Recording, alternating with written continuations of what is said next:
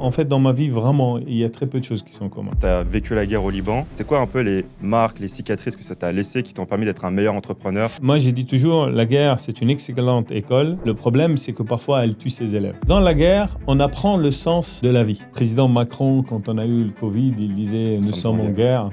C'est quelque chose qui m'a perturbé. Quand je l'ai entendu, j'ai regardé, j'ai dit « Non, on n'est pas en guerre ». Qu'est-ce qui va faire que tu mets un ticket? Est-ce que tu crois plus à la personne, l'énergie, le marché, l'attraction? Je regarde, j'ai dit, est-il résilient? Est-il travailleur? Est-ce que c'est quelqu'un d'heureux? Je suis même très sensible par rapport aux gens qui ont vécu des choses dures. Mais vivre des choses dures ne veut pas dire ne pas être heureux. Bonjour à tous, aujourd'hui j'ai le plaisir d'être avec Jean-Michel Caram. Bonjour Jean. Bonjour Nicolas. Dans ce podcast, on va échanger autour du parcours de Jean, son parcours d'entrepreneur, d'investisseur et maintenant autour de jurer de qui veut être mon associé.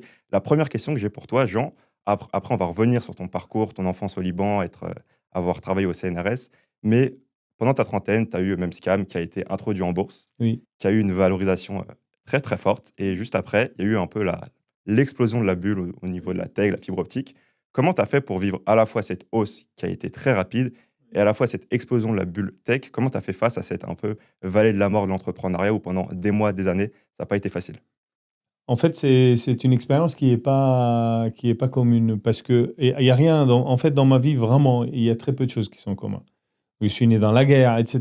Donc, c'est déjà pas commun. À 27 ans, 28 ans, 27, 28, je lance ma boîte, Memscap, et je la cote à 31 ans, donc 2 ans et 8 mois après, pour une valo de 430 millions d'euros, 138 fois son chiffre d'affaires. Ok. C'était profitable ou pas?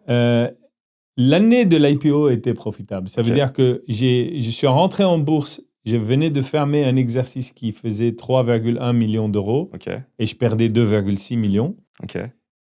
Mais après l'IPO, l'année de l'IPO, je fais 17,8 millions et je suis rentable. Ok.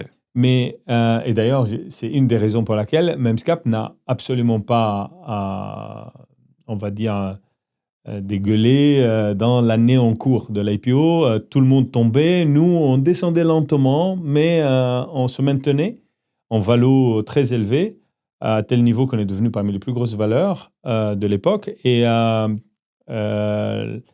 la problématique, c'est qu'on s'est fait rattraper par la crise. En fait, en réalité, quand je faisais mon roadshow, le marché avait cassé déjà. Ok. La bulle Internet, moi, j'ai coté au 1er mars 2001. La bulle Internet avait commencé à se dégonfler l'été de 2000. Mais dégonflage, machin, jusqu'à le mois de février 2001 où c'était l'apocalypse. Ça veut dire que je quitte, dans mon roadshow, il y avait la semaine pour Londres. Je quitte le roadshow de Londres, mon livre d'ordre pour l'intro en bourse était blindé. J'ai fait le plein à Londres, quasiment 2 fois le livre. Mais le vendredi soir, quand je sors de Londres, il y a Nortel qui fait son profit warning. Nortel, c'était le client en haut de l'échelle. Nortel vendait aux France Télécom et compagnie. Moi, je vendais au client qui est en dessous, qui est GDS Uniphase. Et ces gens-là, ADC Telecom, c'était mon client principal. Et eux, ils font le profit warning. Tout le monde dégueule. Derrière, profit warning, jusqu'en bas.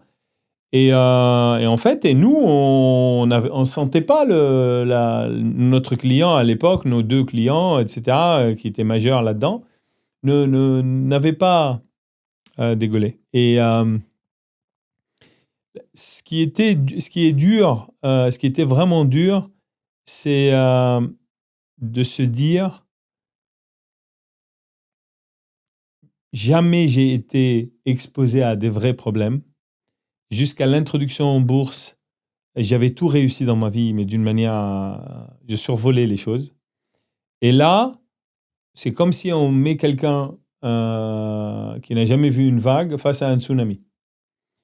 Et il a fallu vraiment vite réagir. Et je pense que j'avais une résilience qui est née dans la guerre, que j'ai appris dans la guerre. Donc ça a été un atout majeur. j'étais un workaholic. Hein. Moi, je travaillais très, très dur et d'une énergie incroyable. Ça a été mes atouts pour un chemin qui va être extrêmement long. Ça veut dire le chemin de la recovery de Memscap démarre le 9 janvier 2009, Ok.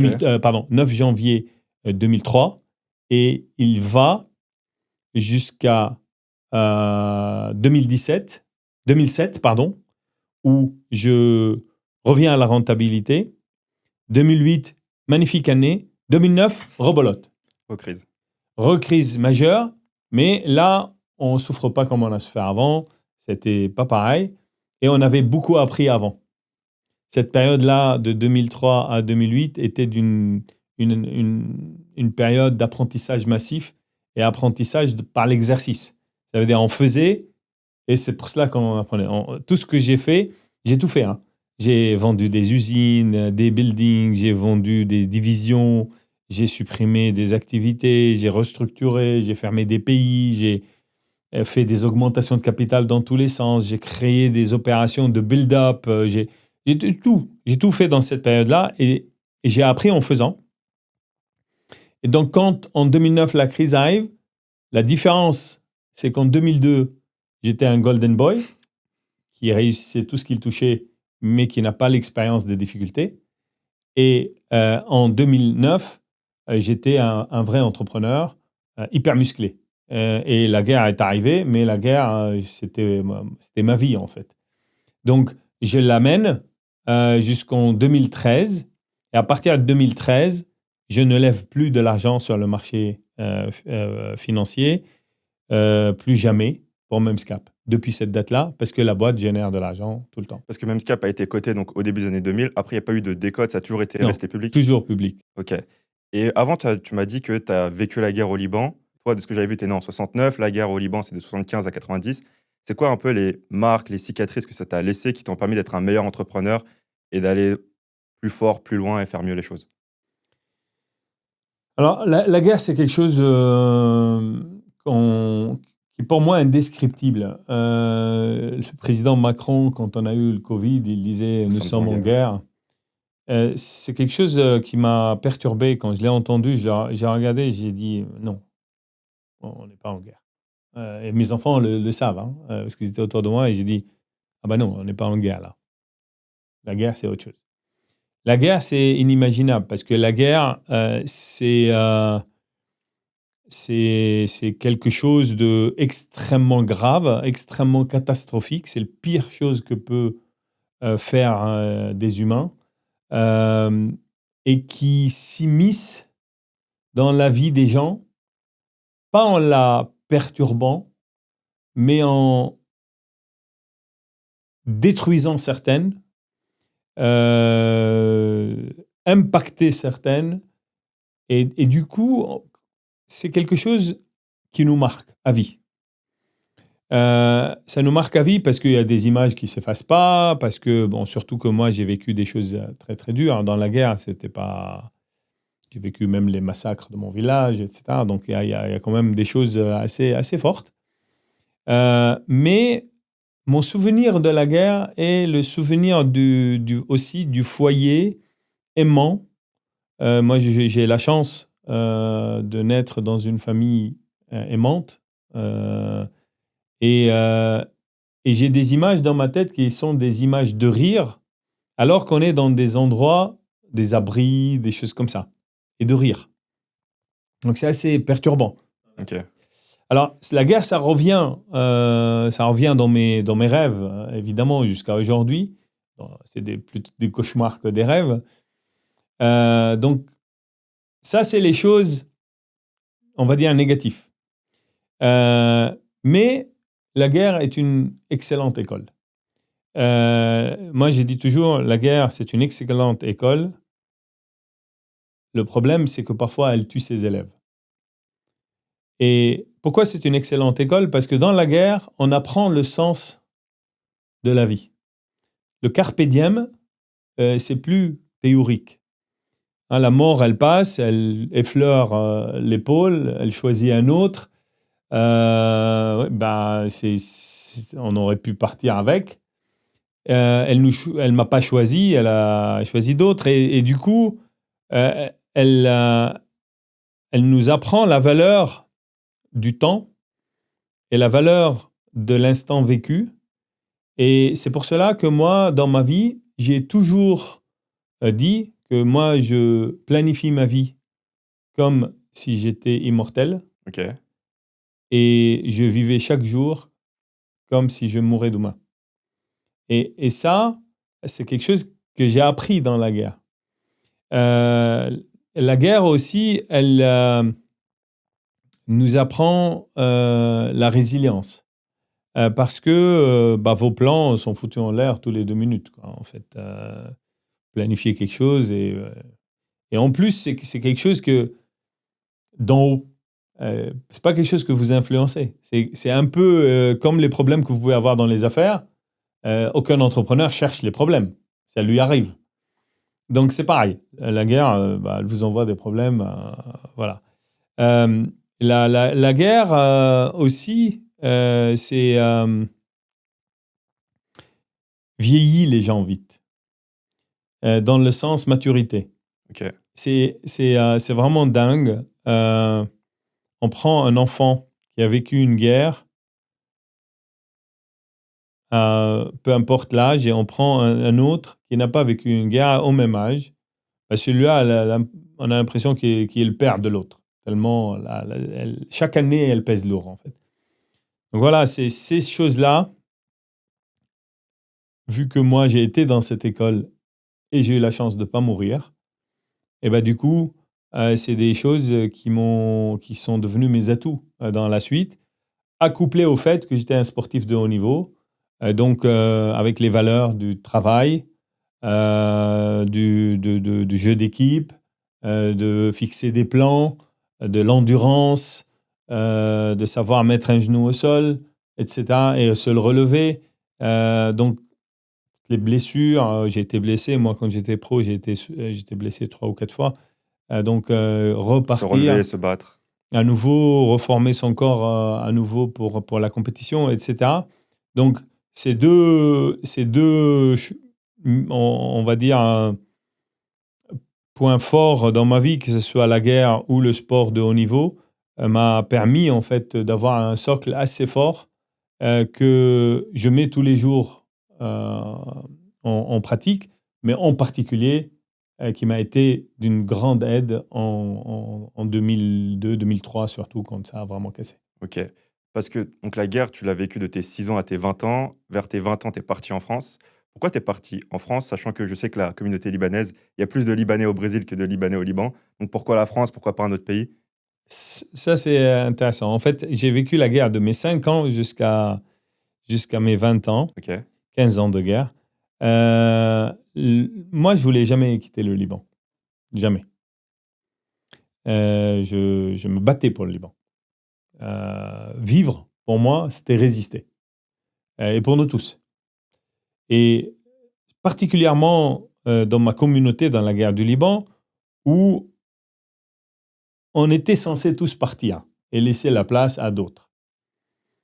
Et on a refusé de partir et on s'est battu.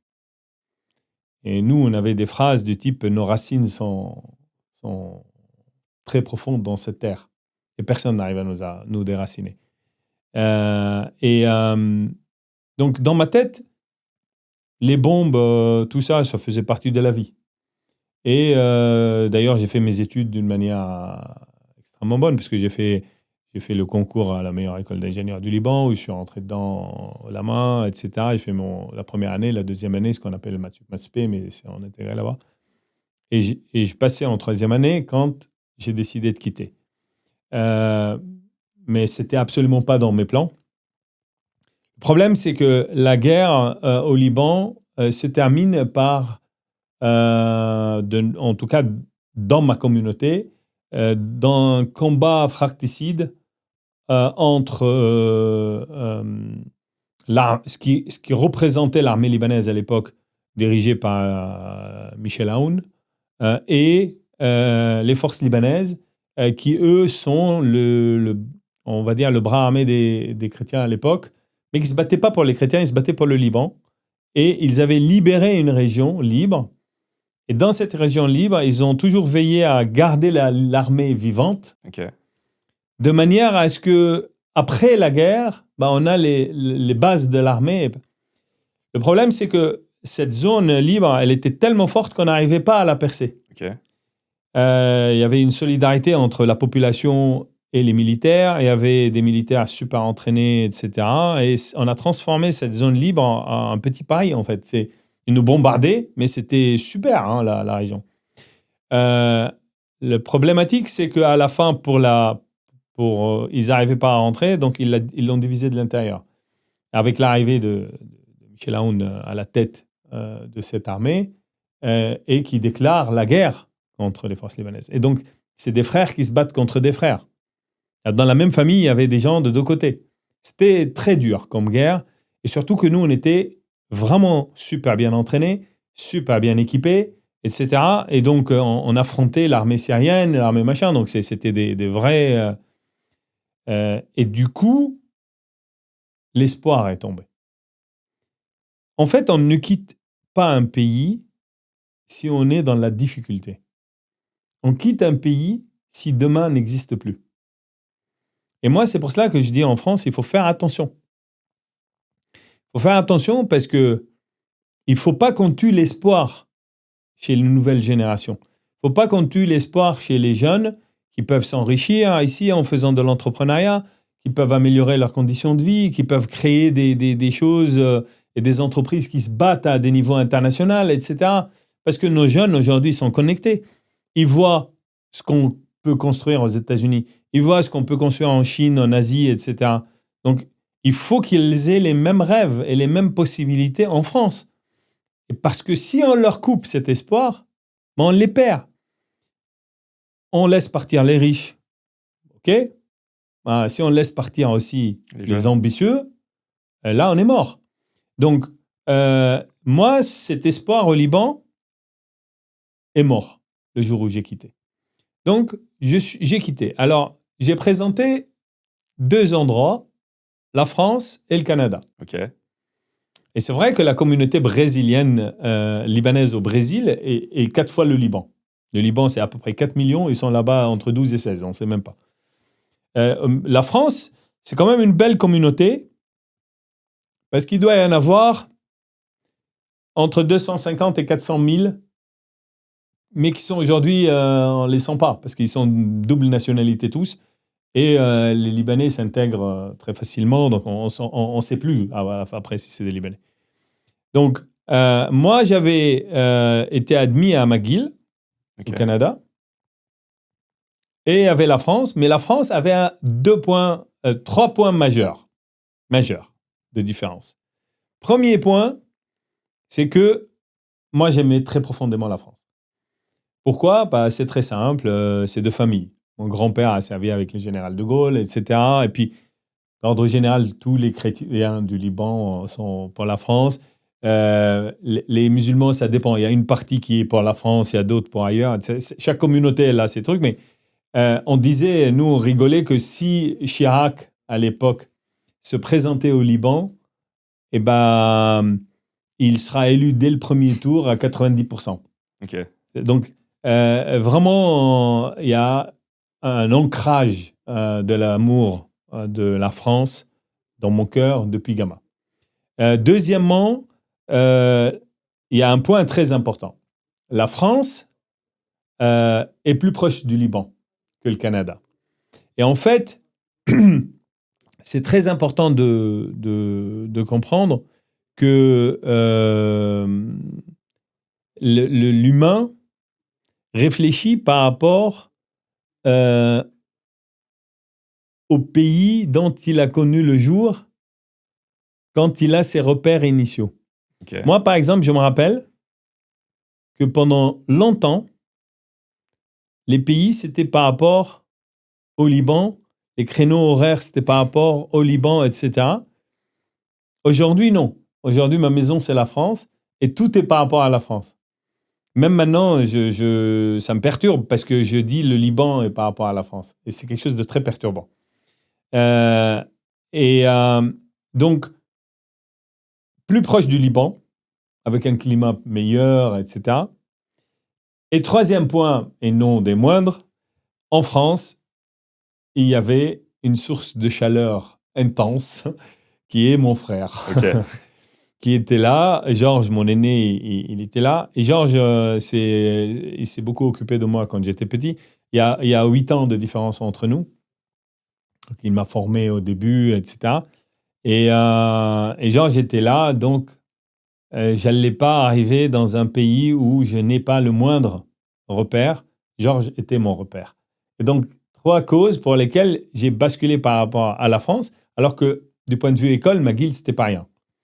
Donc voilà, c'est pour ça que je me suis retrouvé en France. Et donc, tu arrives en France, tu fais tes études d'ingénieur, ensuite Oui. tu intègres le CNRS. Oui. En parallèle, je fais le doctorat au CNRS. Ok. C'est quoi une journée classique au CNRS? Et ensuite, ma deuxième question, comment tu as fait pour basculer du CNRS qui est pas le milieu le plus entrepreneurial, je pense, je l'ai jamais fait, mais je pense. Comment tu as fait ce point de bascule après? Oui. Alors, je suis très, très chanceux. Ok. C'est quelque chose qui trace ma vie, en fait. Si on dit quel est le point commun de gens dans sa vie, c'est la chance. Je suis chanceux parce que j'ai fait mon diplôme d'ingénieur à l'ESIE. En 5e année, je fais mon stage de fin d'études qui est 8 mois à l'ESIE. Donc, c'est très long. C'est quasiment une année de travail sur les MEMS. Ok. Sujet qui, à l'époque, était absolument inconnu. Le CNRS recrute un poste de chercheur dans les MEMS, qui est de la R&D naissante. Évidemment, très avantagé par une année, il n'y en a pas d'autres. Donc, je rentre au CNRS.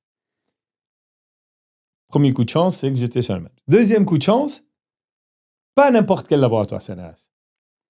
Ce laboratoire-là, qui est une unité de recherche mixte à l'INPG, donc l'Institut national polytechnique de Grenoble, et à l'époque, à l'université. Tous les deux sont maintenant ce qu'on appelle l'UGA, l'Université Grenoble-Alpes. Cette unité CNRS associée à l'université était dirigée par un type qui s'appelle Bernard Courtois, Ok. et qui, à mes yeux, est un des meilleurs chercheurs CNRS, tant du côté académique que du côté vision et Humain. perspective. Humain, certainement. Mais bon, humain, c'est facile de le dire. C'est mon directeur de thèse, c'est mon directeur de labo. Et après, aujourd'hui, c'est mon ami. Il est dans il est dans le conseil d'administration de Memscap, etc. Avec moi dans IEVA, dans tout. Mais Bernard Courtois, c'est quelqu'un d'extrêmement visionnaire, atypique au CNRS. Et il est tellement atypique que dans cette unité de CNRS, il a monté un service de prototypage, ce qu'on appelait le CMP, qui donnait accès à l'industrie, à des technologies extrêmement avancées pour fabriquer des nouvelles puces, etc. Et ce service multiprojet était quasiment une société. Ok.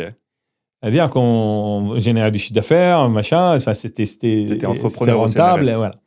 Et donc, j'ai voulu dans cette unité-là. Troisième coup de chance, Bernard me remarque. Sait que je suis un homme libre, il le comprend très vite, et il me donne ma liberté. On est combattu par le CNRS et d'autres labos, etc. Et en fait, on me quasiment coupe toutes les possibilités de subvention. Donc, ils ne me laissent pas le choix. À l'époque, je les insultais, mais en fait, ils m'ont rendu service parce que, en me coupant les subventions, ils ne m'ont plus laissé le choix que de me tourner vers l'industrie. Aller chercher des contrats avec les industriels pour financer ma recherche. Okay. Donc, j'ai coupé des contrats avec l'aérospatiale pour le viseur stellaire Stentor. J'avais coupé des contrats avec Schlumberger pour des puits de pétrole. J'ai coupé des contrats avec Mentor Graphics pour les logiciels et le développement d'outils de CAO. Il y avait le service multiprojet où on a lancé l'entité de fabrication des MEMS là-dedans pour démocratiser les MEMS d'une manière forte. Et du coup, qu'est-ce que ça a permis ? Ça m'a permis d'apprendre à gérer des projets, d'apprendre à gérer des budgets, de gagner des contrats commerciaux et de développer un réseau. Et les réseaux, c'est quelque chose qui est absolument déterminant dans la réussite d'une société qui se lance. Donc, quand 4 ans après, je quitte pour créer ma société Memscap, j'avais les réseaux qui m'ont permis très vite de accumuler 1 800 000 $ de commandes en 3 mois, sans avoir un produit, uniquement avec des idées qui étaient du type pay to see. Je développe un produit et si tu veux impliquer l'aspect, tu payes 250 000. Et j'ai réussi à le vendre à plein de gens qui aussi avaient envie de m'aider en même temps.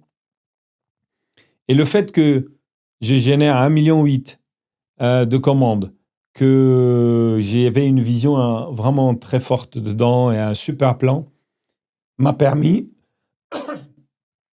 en fait, de très vite me positionner comme une société incroyable, en fait, une super start-up française et qui, dans la suite, a eu une simplicité énorme de lever de l'argent à une époque où lever de l'argent, ce n'était pas si facile que ça. Ok, donc tu as eu cette casquette d'entrepreneur, cette casquette au CNRS.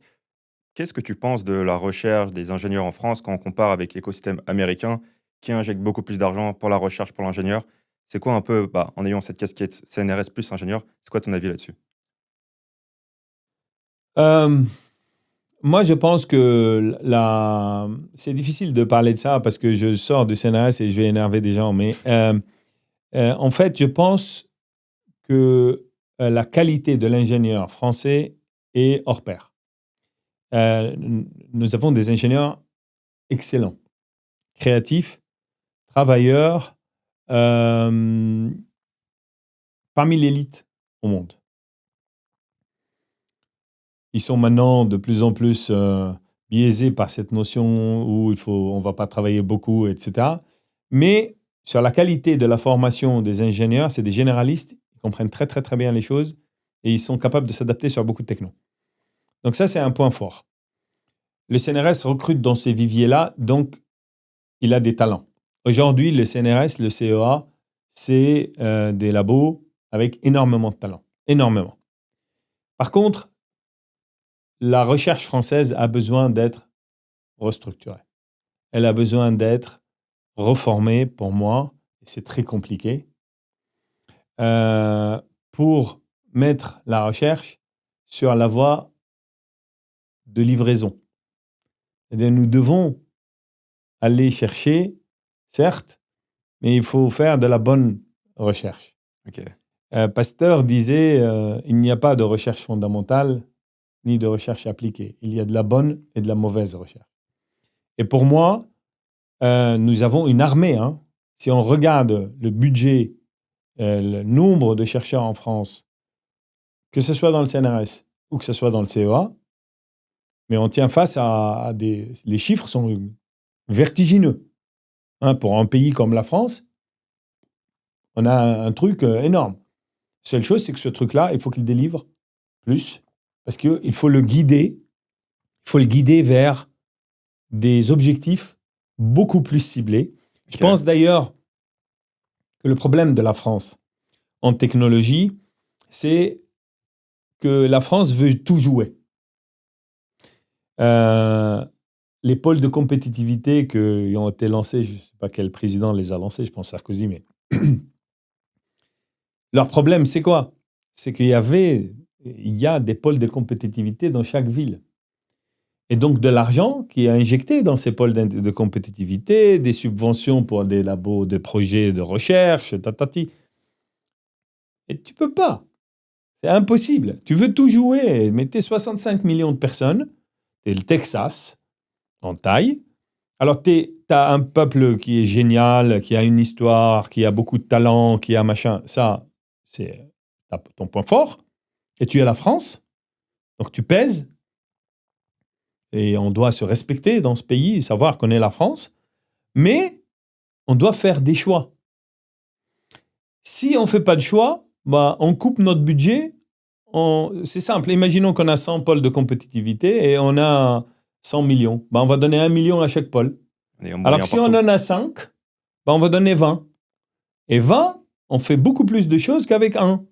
Donc, et on va être performant. Donc, pour moi, l'État doit être l'État super entrepreneur qui va définir des lignes.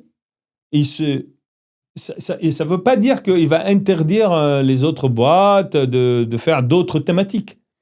Mais lui, il doit financer que ces thématiques. Okay. Les subventions, la recherche, tous ces moyens doivent être mis sur ces thématiques-là. Pourquoi ? Pour pouvoir gagner. Vous vous rendez compte aujourd'hui, quand on regarde l'IA, les budgets, c'est du délire. Hein.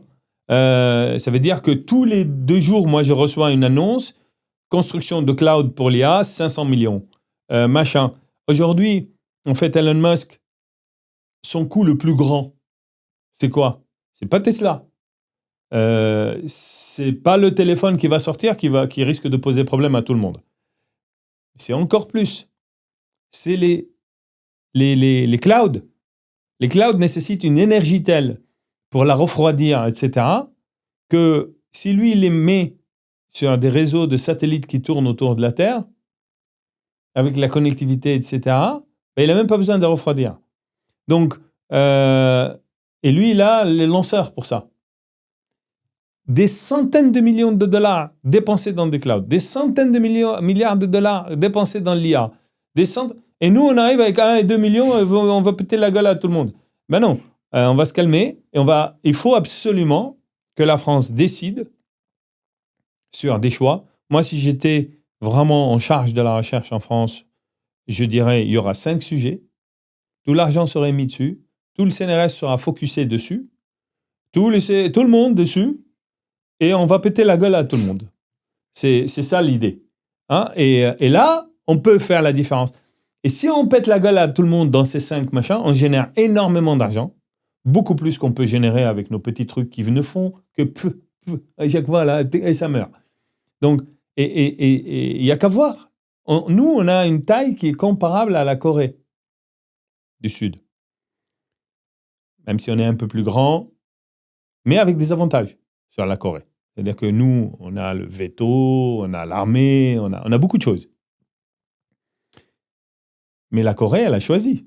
Elle fait des choix. Spécialisé. Super spécialisés. Et dans leur spécialisation, ils sont numéro 1. Et nous, on était numéro 1 dans le nucléaire, on se fait dégainer. On était numéro 1 dans la télécommunication. La conférence de GSM avait lieu en France, à Cannes. Où elle est aujourd'hui ? On n'a plus une seule conférence. On n'a pas de 5G, on n'a pas de rien. On était hyper bon. On garde un truc pour le moment, dans lequel on est très bon, c'est l'aéro. Dans l'aéro, on est fort, parce qu'on a Airbus. Airbus, après, c'est aussi un champion européen, pas que voilà. français. Ouais. Oui, oui. Moi, mais de toute manière, pour moi, il y a 5 thématiques, maxi, et 5 thématiques, et on va chercher des alliés européens pour construire des vrais champions européens. Parce que la réalité, on ne peut pas se battre un pays qui est empire, les États-Unis, qui sont 350 millions, en plus, l'armée la plus forte, en plus l'empire et tout. Ils parlent la même langue, fort pouvoir d'achat. De l'argent, vous leur envoyez des voitures, des frigos, des trucs, ils vous envoient du papier vert. C'est quand même, il faut réfléchir là-dessus. Et on ne peut pas se battre contre des Chinois qui sont 1 milliard à quelques, je ne sais pas combien, avec des technos incroyables, des usines aujourd'hui qui travaillent avec des robots la nuit, jour et nuit, des voitures qui sortent tous les 6 à 18 mois. Toutes les voitures du monde, il faut 4 ans pour sortir un modèle, 4 ans. Eux, 6, 18 mois, comme un téléphone portable. Bon, on leur a le photovoltaïque, ils nous ont massacrés. Les batteries, bon, on peut pas. L'autre jour, j'ai entendu un homme politique, là, un génie, là. On a laissé filer la technologie des batteries. Tu n'as même pas de terre rare. De quoi tu parles, là ? De quoi tu parles ? Et c'est n'importe quoi. Il y a des gens qui arrivent, ils parlent. Et évidemment que ça, c'est pas notre truc, hein, les batteries. Hein. On n'a pas de terre rare, qu'est-ce que tu veux. On ne va pas creuser l'Ardèche. Donc, donc, que ça, la Chine le gagne à la limite. Mais On perd des technos maintenant face à la Chine. On était leader. Mais ils sont devenus. Nous, aujourd'hui, il faut qu'on devienne humble, qu'on inverse notre manière de penser. Ça veut dire qu'on doit mettre des règles avec la Chine pour dire, comme avant, les Chinois, quand ils nous achetaient une techno, ils nous obligeaient de faire un technotransfert. L'Europe doit faire pareil maintenant. Vous voulez rentrer? Technotransfert. C'est quoi technotransfert pour les personnes Vous qui connaissent pas? transférez la techno dans une usine en Europe qui produit pour nous. Ok. Comme on faisait avant avec les Chinois. Les Chinois, ils disaient, je peux te faire rentrer ici, mais tu vas faire un transfert de technologie. Ben non, ah bah si. Pas de choix. Et donc, on leur transférait la techno deuxième couche. On gardait la première. Mais eux, avec la deuxième couche, ils ont fait la couche 0. Et nous, pareil, aujourd'hui. Ils nous ont dépassés. En fait, tant que l'Europe, et la France en particulier, n'est pas un discours de vérité, on continuera à descendre. La première règle pour un entrepreneur, c'est connais-toi toi-même. Connais tes défaillances, connais tes faiblesses, va les améliorer. Moi, je dis toujours aux entrepreneurs, la première chose, tu dois te connaître. Quels sont tes points forts, quels sont tes points faibles? Une fois que tu sais tes points faibles, va les améliorer. Tu n'as pas de réseau? Associe-toi à des gens qui ont des réseaux. Tu n'as pas de techno? Va faire le tour des labos, fais des machins, licencie des technos, fais ce qu'il faut. Tu n'as pas des humains? Va dans des machins, connecte-toi à des gens pour que tu aies des humains comme il faut et des talents.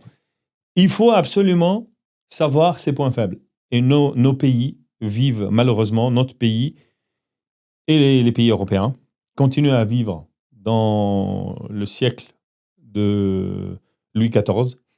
Mais Louis XIV est mort.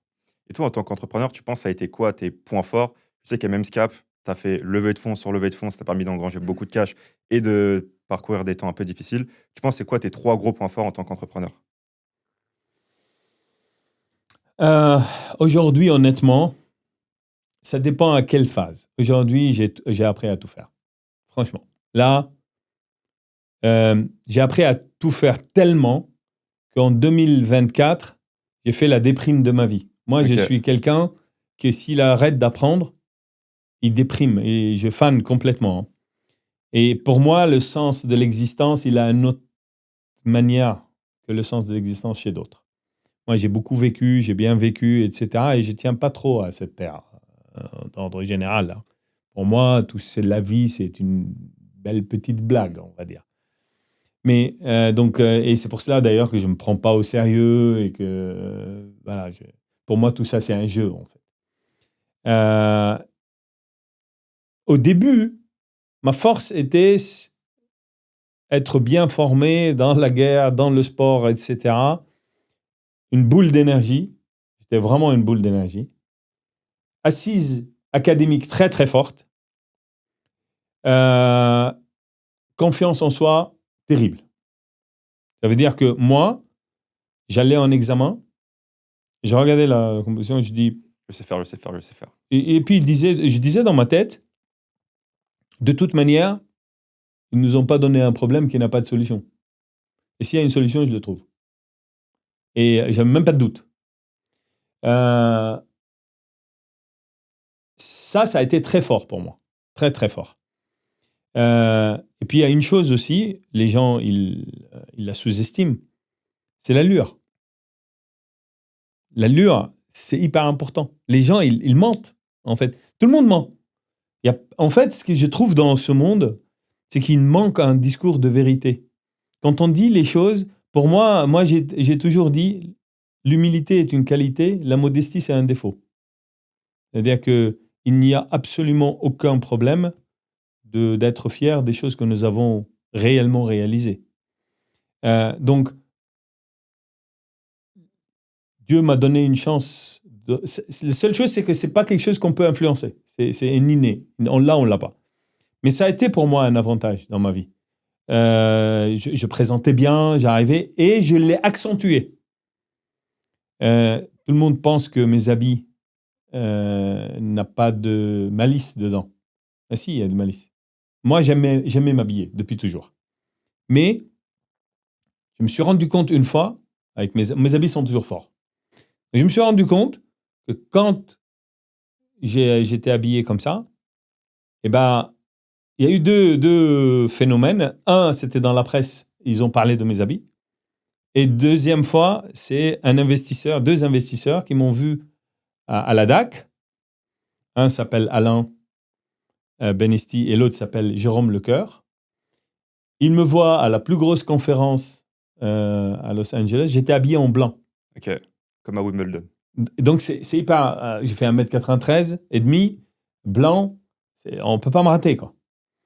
Et ils ont vu que j'étais d'origine française. Donc, ils sont courus pour voir et ils ont dit, mais il est génial, ce type. Ils sont revenus ici, ils ont dit à leur... c'est deux VC, deux Venture Capital.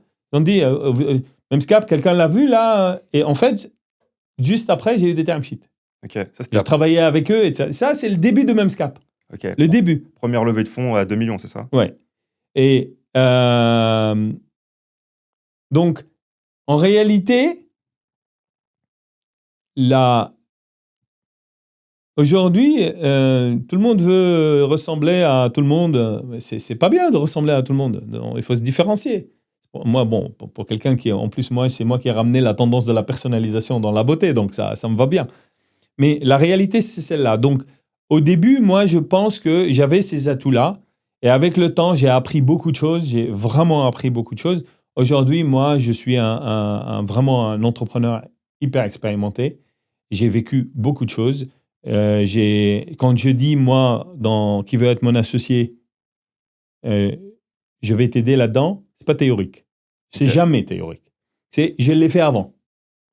Donc, moi, je dis pas, je sais d'ailleurs, si je l'ai pas fait. Je dis, je connais les contours, etc. Sinon, mais quand je dis, je sais ce qu'il faut faire, etc. C'est je l'ai fait, j'ai certainement pris quelques claques, etc. Et je peux t'éviter de prendre des claques. Donc, c'est ça le truc. Et c'est ma force aujourd'hui. Aujourd'hui, je suis d'une efficacité, mais rarissime. Vraiment. Hein. Et c'est ce qui me permet d'ailleurs de pouvoir avoir Memscap d'un côté, construire un groupe comme Yeva Group. Memscap, c'est une boîte cotée. Yeva Group, c'est un groupe aujourd'hui qui emploie des centaines de personnes, qui fait plusieurs dizaines de millions d'euros de chiffre d'affaires et que j'ai créé à 5 ans. D'avoir skill, etc., qui investit de faire tout ce que je fais à la télé, sur les réseaux sociaux, etc. Le livre qui vient de sortir. Tout ça, si je ne suis pas efficace, aujourd'hui, si on dit c'est quoi le mot qui te représente? Efficacité.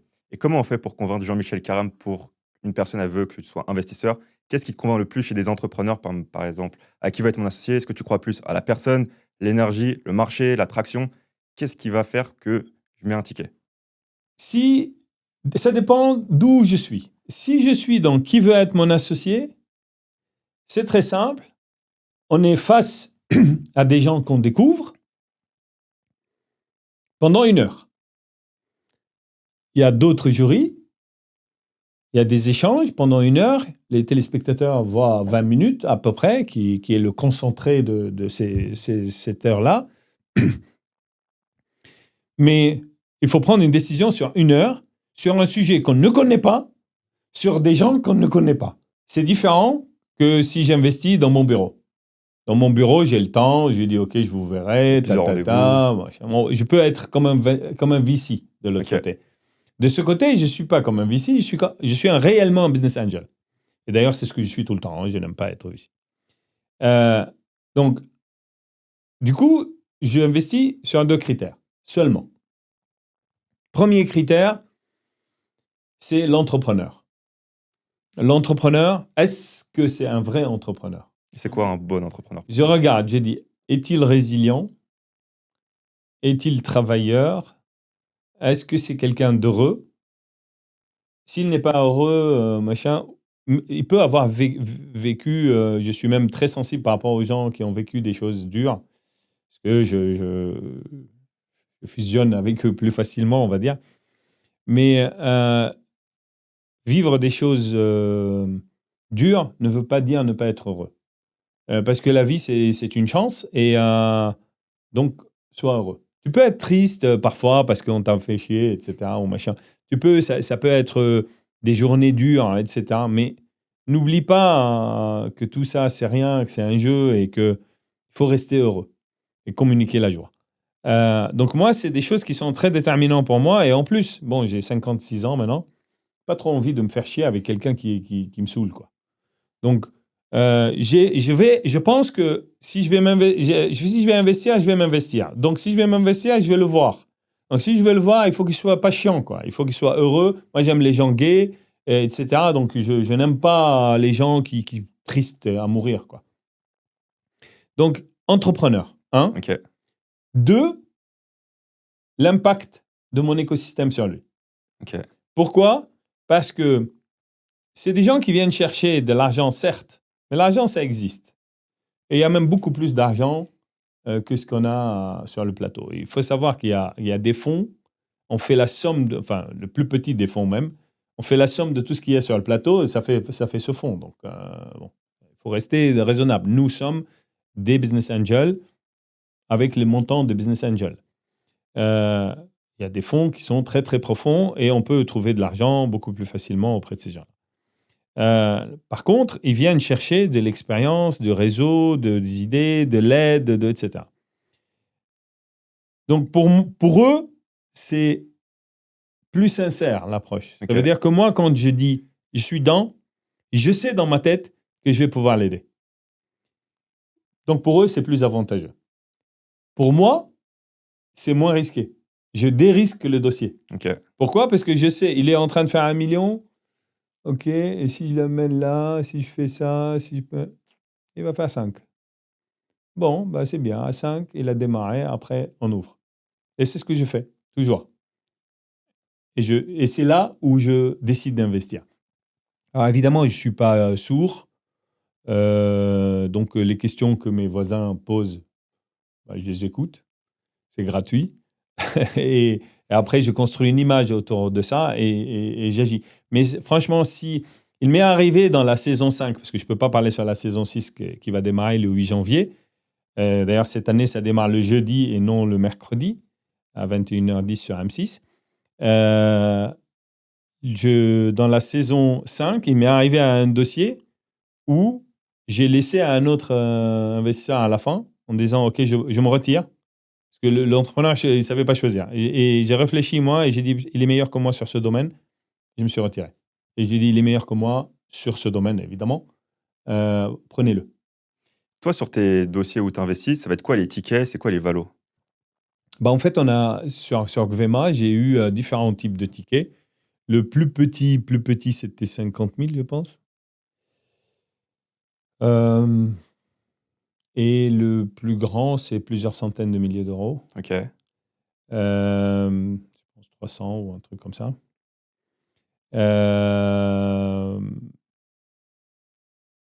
Voilà, donc en fait, là, quand j'y vais qui veut être mon associé, c'est ce que j'ai dit l'autre jour, c'est chiant en fait, parce que on se dit, bon, allez, on regarde la moyenne des gens, etc. Donc, c'est quand je suis arrivé à la saison 5, c'est ce que j'ai fait. J'ai regardé la moyenne des gens, combien ils ont investi, etc. Et je me suis dit, bon, il faut 1 million pour une saison. Le problème, c'est quand on est là-bas, c'est très chiant. Parce que on est complètement... parfois, on est absorbé par les entrepreneurs. On se voit dans leur peau. Okay. En fait, il y a un phénomène de miroir, en fait. Hein. On se voit, moi, je me vois dans certains entrepreneurs.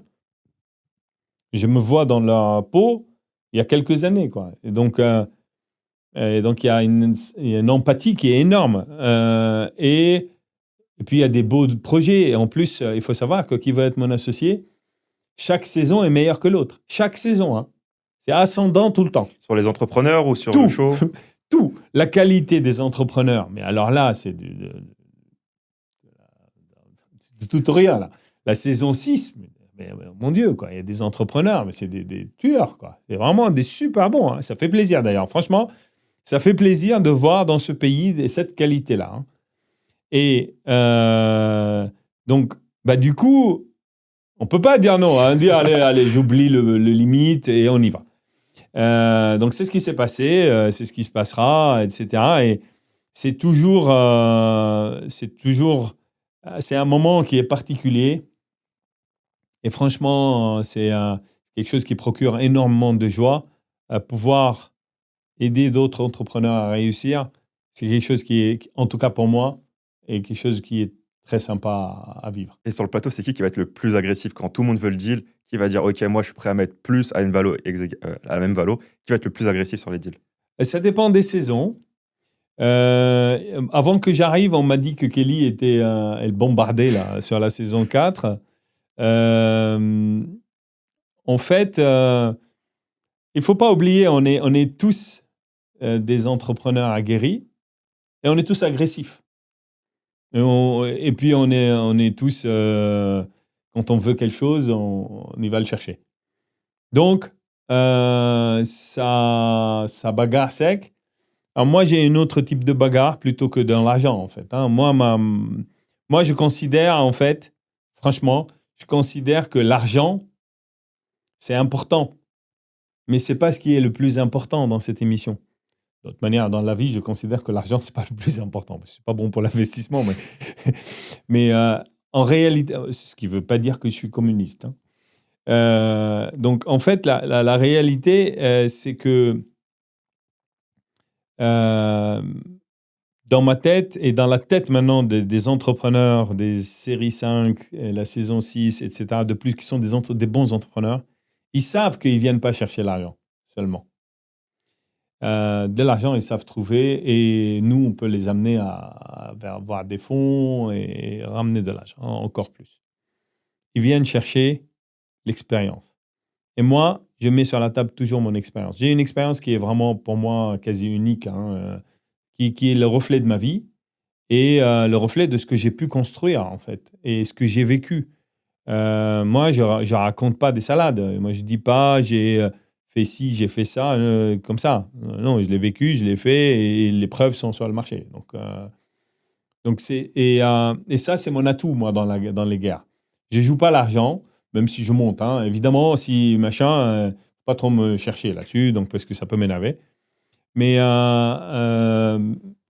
bon, c'est aussi un moment amusant pour nous. Donc, il y a un côté jeu aussi.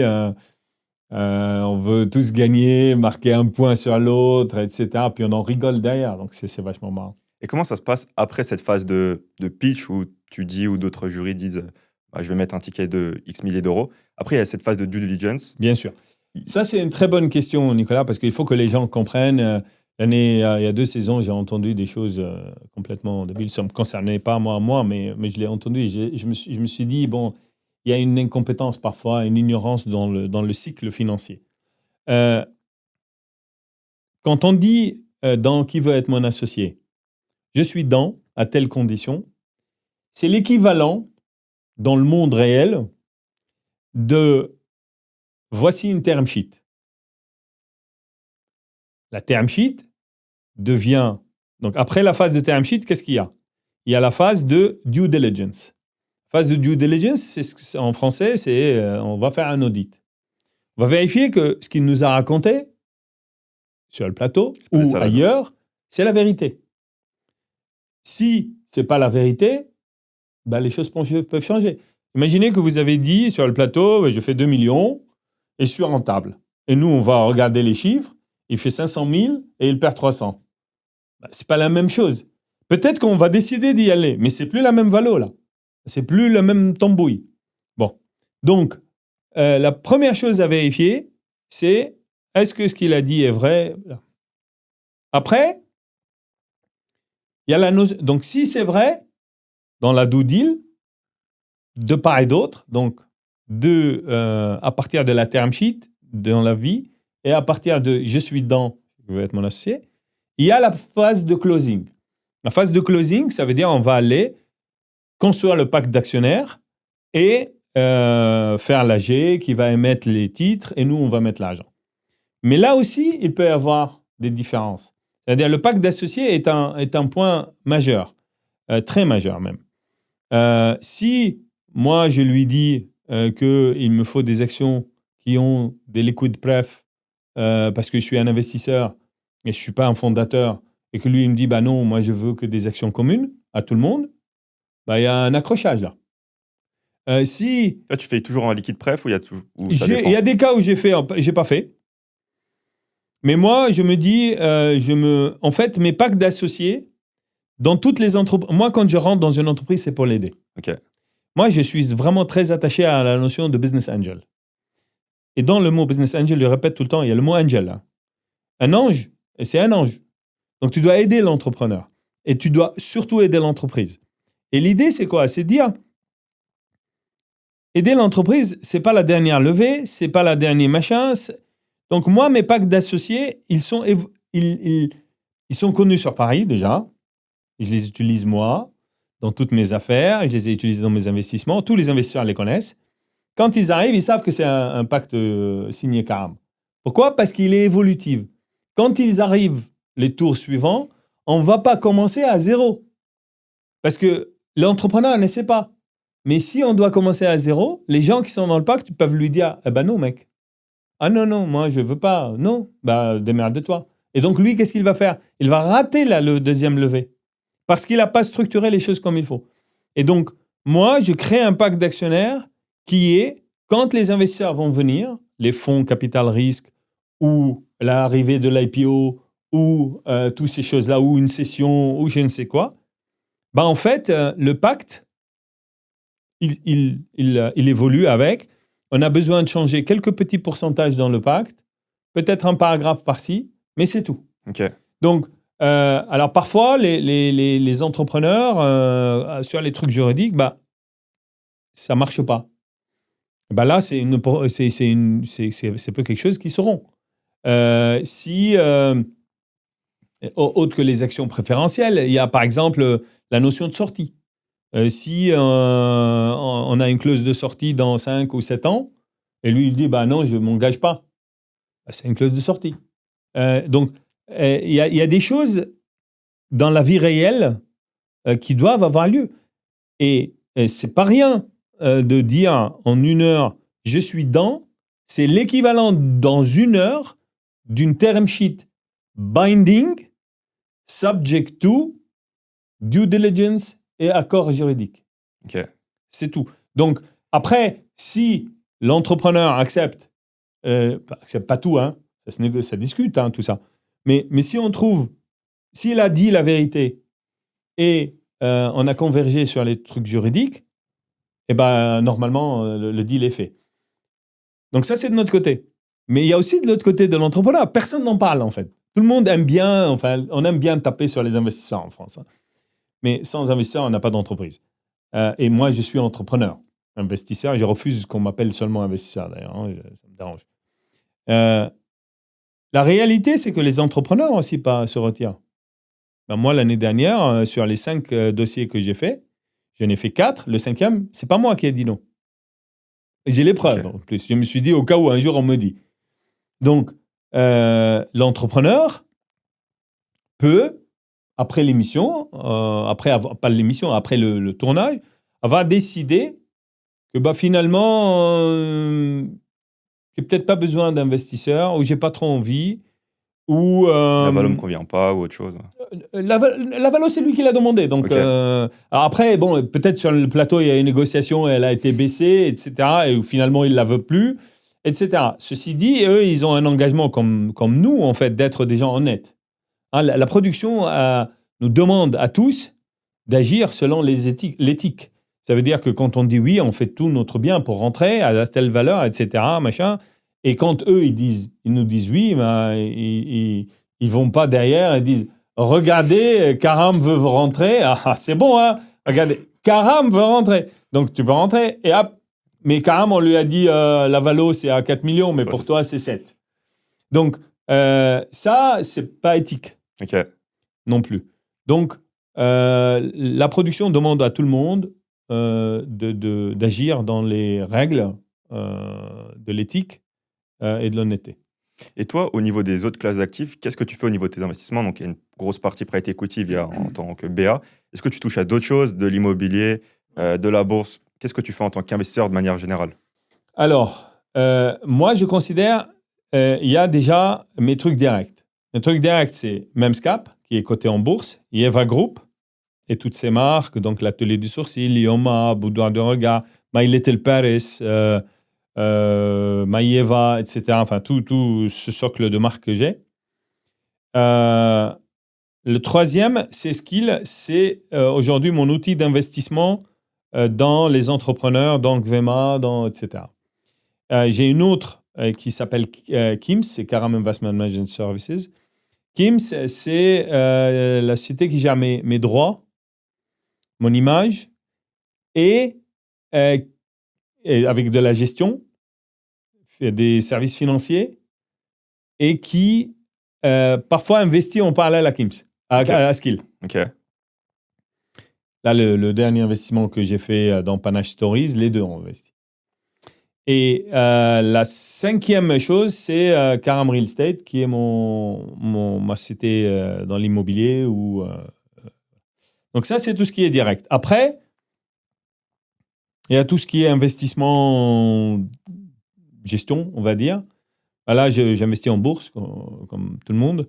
Je fais des portefeuilles. Mes portefeuilles sont en général très bien construits. Je considère que j'ai énormément d'exposition de l'autre côté. US? Je suis très exposé par mes valeurs à moi, sur des valeurs de croissance, etc. Donc, de l'autre côté, je suis beaucoup plus intelligent dedans. Ok. Dans le sens de ce que je fais. Ça veut dire que je vais prendre une partie qui est valeur de croissance, donc risquée, une partie qui est des obligues, une partie qui est moins risquée. Alors, je n'ai pas travaillé beaucoup la crypto. Ok. Mon frère est très fort en crypto. Hein. Georges, c'est le patron de Sequence Communication. Hein. Et Sequence, il a levé 389 millions et Treasury. Il a fait une stratégie Treasury dedans qui est toute en Bitcoin. Ok. Donc, on a de l'expérience maintenant, à force d'en parler tous les deux. Et puis, quand il a commencé, j'ai commencé à bouquiner tout. Moi, je lis beaucoup. Et en fait, j'ai commencé à jouer un peu sur les bitcoins, simplement pour tester, comprendre le système, etc. Mais je n'ai pas encore une stratégie réelle dans la crypto et d'ordre général. Ok. Là, on arrive un peu à la fin de ce podcast. Pour finir, j'aimerais te poser des questions et que tu me répondes vraiment rapidement. Yallah. Première question. En tant qu'entrepreneur, tu préfères entrepreneur/dirigeant, Rodolphe Saadé ou Carlos Ghosn? Rodolphe Saadé. Ok. Je n'aime pas tout ce qui est peut être question à des problèmes d'éthique. Ok. Deuxième question. Basket de haut niveau ou business de haut niveau? Quand j'avais 18 ans, j'aurais peut-être dit... non, j'ai toujours dit business de haut niveau, en fait, parce que la réalité, c'est que quand j'ai eu le choix, j'ai décidé d'aller dans la direction business. Ok. Et tu avais joué en tant que... J'ai joué Dans l'équipe en du Liban? division 1, en pro. Au Liban ou en France? J'ai joué au Liban. Le Liban est très, très fort en basket. Hein. Ok. Aujourd'hui, le Liban, c'est le champion d'Asie, c'est le champion du monde arabe, etc. Donc, il est fort en basket. On a toujours eu une culture très forte de basket. Et quand je suis arrivé en France, c'est ce qui m'a permis de gagner de l'argent au début. Hein. Donc, j'ai joué, j'ai entraîné, etc. Si j'avais voulu aller vraiment purement en basket, j'aurais été aux États-Unis, j'aurais joué pour aller chercher la NBA. Ok, donc maintenant, business de haut niveau. Business de haut niveau. Bourse ou IMO? Bourse. Private equity ou public equity?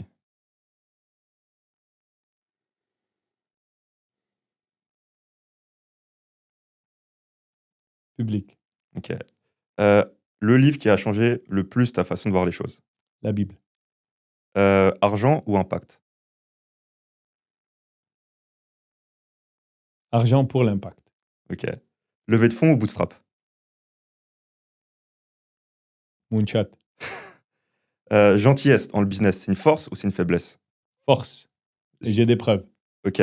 Dans l'entrepreneuriat, c'est mieux de naviguer dans l'ordre, que tout soit carré, ou d'avoir un gros chaos mais d'aller plus vite. Alors, j'ai inventé la théorie du chaos management. Ok. Dans mon groupe, c'est ce qui se passe. C'est toujours dans mes sociétés. Tous mes salariés savent. Ma stratégie, c'est le chaos management. Pourquoi ? Je suis scientifique. En sciences physiques, il y a une donnée qu'on appelle l'entropie. C'est le S, pour ceux qui ont fait des études. L'entropie, c'est quoi ? C'est la capacité. En fait, c'est la donnée qui a chaque unité dans l'espace, dans le monde, qui le pousse à aller vers le désordre. En fait. Donc, je considère que tout va vers le chaos et je préfère l'organiser. Ok. Donc, je fais des micro-chaos et je génère, je contrôle. Et dès que je sens que j'interviens et je le gère de manière à ce que l'entreprise va dans la direction la plus optimale possible. Comment on fait pour créer du chaos sans briser les gens ou les décevoir, quoi? Bravo. Ça, c'est l'autre côté de la stratégie qu'il faut absolument faire attention. Ça veut dire que les chaos que je crée sont des micro-chaos qui permettent aux gens d'être libres. Parce que moi, je suis un homme libre. Et je ne respecte que les gens libres. Et du coup, je veux que tous mes salariés soient. Donc, ce que je fais, c'est en créant ce micro-chaos, donc le minimum d'interventionnisme, les gens sont libres, comme les électrons. Et sauf que de temps en temps, j'arrive et je repousse dans la direction qu'il faut.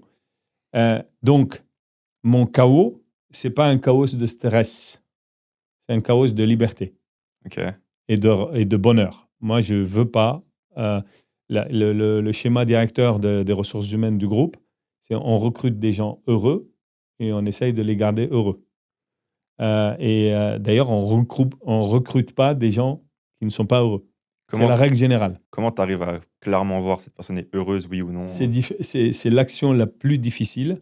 C'est pour cela que dans notre parcours d'entretien chez nous, dans les RH, les 2 dernières personnes qui rencontrent la personne, c'est Véronique, qui est ma DRH et Chief of People, qui, elle, est capable de savoir ce qu'il y a dans les gens, tellement elle a de l'expérience. Elle est vraiment douée dans déterminer la nature des gens. Et moi, après, c'est un entretien très rapide, c'est à peine 5 minutes. Mon objectif, c'est seulement de venir consolider ce qu'a fait Véro, pour que tous les deux, on soit sûr que c'est une personne qui est dans les valeurs qu'on cherche, parce que l'humain est très compliqué et il peut se préparer pour un entretien et essayer de passer à travers les mailles du filet. Ok. Dernière question, top 3 des entrepreneurs qui t'inspirent ou t'ont inspiré. J'ai jamais été très impressionné par les entrepreneurs, mais si je dois citer par d'autres entrepreneurs, mais si je dois citer des entrepreneurs qui pour moi étaient très intelligents, très très marquants, le premier c'est Jack Welch, c'est sûr. C'est l'entrepreneur, c'est le patron de GE à l'époque, et il est connu pour être celui qui a fait le plus de ses équipes millionnaires au monde. Ok. On ne peut pas passer, qu'on l'aime ou qu'on ne l'aime pas, on ne peut pas passer à côté de Steve Jobs, parce qu'il a transformé le monde avec sa manière sa capacité d'exécuter. Voilà, qui est une très forte. Parce que Steve Jobs n'est pas celui qui a inventé beaucoup de choses, il les a vues ailleurs, etc. Mais il a été hyper bon dans l'exécution. Et après, le troisième que les gens ne l'aiment pas trop en France, mais qui pour moi reste un type qui impacte l'humanité d'une manière très forte, c'est Elon Musk, parce que il a cette folie. Moi, je pense que l'humanité avance avec avec des fous, beaucoup plus qu'avec des gens carrés. Alors, ceci dit, en France, je trouve que on ne donne pas on aime bien se autoflageller, quoi. Et quand on a des champions, on n'en parle pas. Moi, je considère que Arnaud, dont certaines de ses marques sont en concurrence avec moi, donc et je ne le connais pas. Je considère qu'Arnaud, il est beaucoup trop critiqué, etc. Alors que c'est le mec qui a ramené la France à un niveau international très fort au niveau du luxe. Et le Made in France, Ouais. il a quand même son empreinte dedans. Donc, c'est pour cela que j'ai beaucoup d'estime et de respect pour ce qu'il fait et pour ce qu'il est et ce qu'il a fait pour le pays. Il m'a pas c'est pas quelqu'un que je connais ni m'a inspiré pour ma manière de faire les choses. D'ailleurs, je pense si je veux dire qu'il y a quelqu'un qui se rapproche le plus de moi, c'est plus Jack Welch que les autres. Mais j'ai un côté un peu d'Elon Musk, j'ai un peu petit côté de chacun en fait dans ma manière d'agir. Mais voilà, si je veux dire 3-4 noms, c'est cela. Ok. Et si maintenant on arrive à la fin du podcast, pour aller plus loin, c'est quoi tes réseaux sur lesquels on peut te retrouver? Je sais que tu es présent sur YouTube, Insta, LinkedIn. C'est quoi tes réseaux? Alors, je suis depuis cette année sur les réseaux de manière assez intensive. Alors, sur YouTube, ma chaîne, c'est Entrepreneur en vol. C'est des conseils aux entrepreneurs dans tous les sens. C'est des récits de vie. Les thématiques, c'est récits de vie, business, spiritualité. Et j'ai une thématique qui est trajectoire avec S, Ok. dans laquelle je reçois des entrepreneurs, mais des entrepreneurs qui ont cette trajectoire avec S, donc ça veut dire leur trajectoire a traversé la mienne. Donc, on s'est rencontrés, ils ont une relation avec moi. Donc ça, c'est Entrepreneur en vol sur YouTube. Sur TikTok, j'y suis. Sur Instagram, évidemment. Et sur LinkedIn, les 4 réseaux que j'ai. Et puis, ne peut pas passer outre mon livre, qui est aujourd'hui la chose qui m'a donné le plus d'émotion. Et si tu devais le pitcher en 1 minute pour quelqu'un qui se dit je l'achète pas, c'est quoi ton livre? Ce livre s'adresse à tout le monde.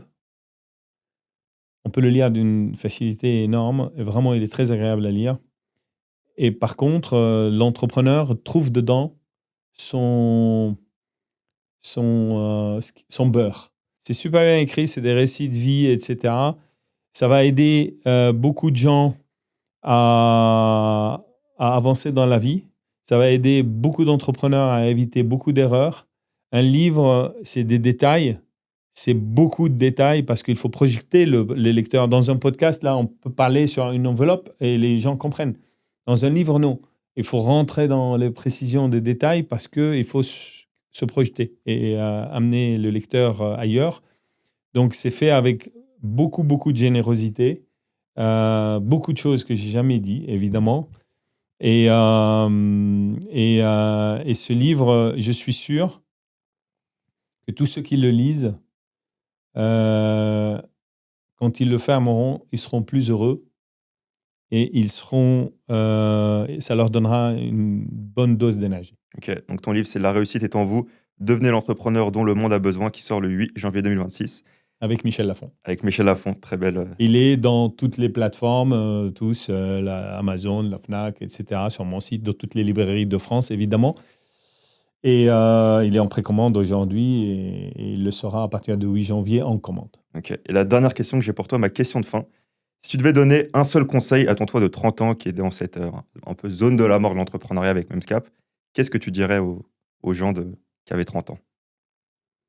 Et qui sont en difficulté, Ouais, exact. Dans les cette gens zone de qui la sont en mort. difficulté. Bah, plutôt quel message, grâce à toute ton expérience que tu as à ton âge, tu dirais quoi aux gens qui a 30 ans, qui est dans cette zone de la mort avec Memscap? Le conseil majeur est le suivant. Tu dois tout donner, tout, pour qu'après, tu n'as pas de regrets. Et apprends à relativiser. C'est un jeu. Tu peux gagner comme tu peux perdre. Tu dois prendre plaisir.